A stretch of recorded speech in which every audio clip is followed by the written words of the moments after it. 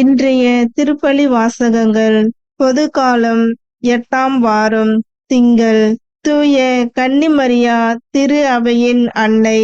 முதல் வாசகம். உயிருள்ளோர் எல்லாருக்கும் அவளே தாய். தொடக்க நூலிலிருந்து வாசகம். அதிகாரம் 3, இறை வார்த்தைகள் 9 முதல் 15 மற்றும் இறை வார்த்தை 20. அந்நாள்களில் ஆண்டவராகிய கடவுள் மனிதனை கூப்பிட்டு, நீ எங்கே இருக்கின்றாய் என்று கேட்டார். உம் குரல் ஒலியை நான் தோட்டத்தில் கேட்டேன்.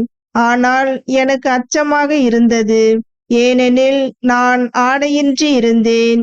எனவே நான் ஒளிந்து கொண்டேன் என்றான் மனிதன். நீ ஆடையின்றி இருக்கின்றாய் என்று உனக்கு சொன்னது யார்? நீ உண்ணக்கூடாது என்று நான் விலக்கிய மரத்திலிருந்து நீ உண்டாயோ என்று கேட்டார். அப்பொழுது அவன், என்னுடன் இருக்கும்படி நீர் தந்த அந்த பெண் மரத்தின் கனியை எனக்கு கொடுத்தாள், நானும் உண்டேன் என்றான். ஆண்டவராகிய கடவுள், நீ ஏன் இவ்வாறு செய்தாய் என்று பெண்ணை கேட்க, அதற்கு பெண், பாம்பு என்னை ஏமாற்றியது, நானும் உண்டேன் என்றாள். ஆண்டவராகிய கடவுள் பாம்பிடம், நீ இவ்வாறு செய்ததால் கால்நடைகள், காட்டு விலங்குகள் அனைத்திலும் சபிக்கப்பட்டிருப்பாய். உன் வயிற்றினால் ஊர்ந்து உன் வாழ்நாள் எல்லாம் புழுதியை தின்பாய். உனக்கும் பெண்ணுக்கும் உன் வித்துக்கும் அவள் வித்துக்கும் பகையை உண்டாக்குவேன். அவள் வித்து உன் தலையை காயப்படுத்தும், நீ அதன் குதிங்காலை காயப்படுத்துவாய் என்றார். மனிதன் தன் மனைவிக்கு ஏவாள் என்று பெயரிட்டான், ஏனெனில் உயிருள்ளோர் எல்லாருக்கும் அவளே தாய். ஆண்டவரின் அருள்வாக்கு. இறைவனுக்கு நன்றி. பதிலுரை பாடல். திருப்பாடல் 87. இறைவசனங்கள் 1, 2, 3, 5, 6 மற்றும் 7. பல்லவி. கடவுளின் நகரே, உன்னை பற்றி மேன்மையானவை பேசப்படுகின்றன. நகரின் அடித்தளம் திருமலைகளின் மீது அமைந்துள்ளது.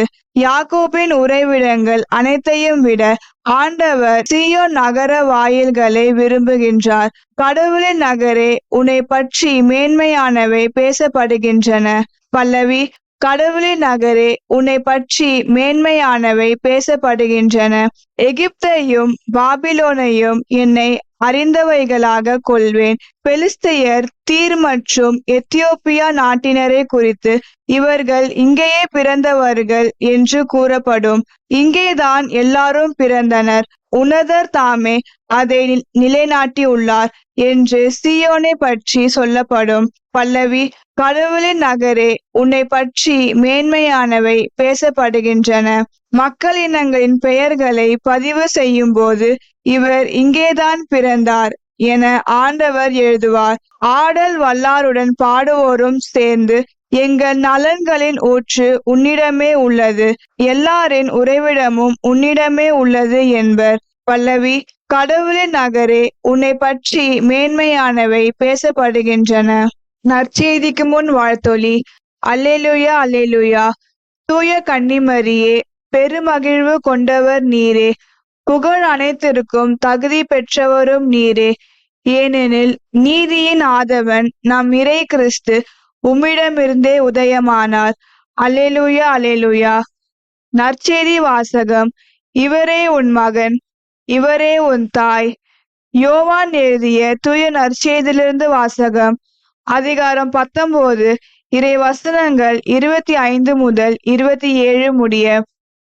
அக்காலத்தில் சிலுவை அருகில் இயேசுவின் தாயும் தாயின் சகோதரியும் குளோப்பாவின் மனைவியுமான மரியாவும் மகதல மரியாவும் நின்று கொண்டிருந்தனர். இயேசு தம் தாயையும் அருகில் நின்ற தம் அன்பு சீடரையும் கண்டு தம் தாயிடம், அம்மா, இவரே உன் மகன் என்றார். பின்னர் தம் சீடரிடம், இவரே உன் தாய் என்றார். அந்நேரம் முதல் அச்சீடர் அவரை தம் வீட்டில் ஏற்று ஆதரவு அளித்து வந்தார். ஆண்டவரின் அருள்வாக்கு. கிறிஸ்துவே உமக்கு புகழ்.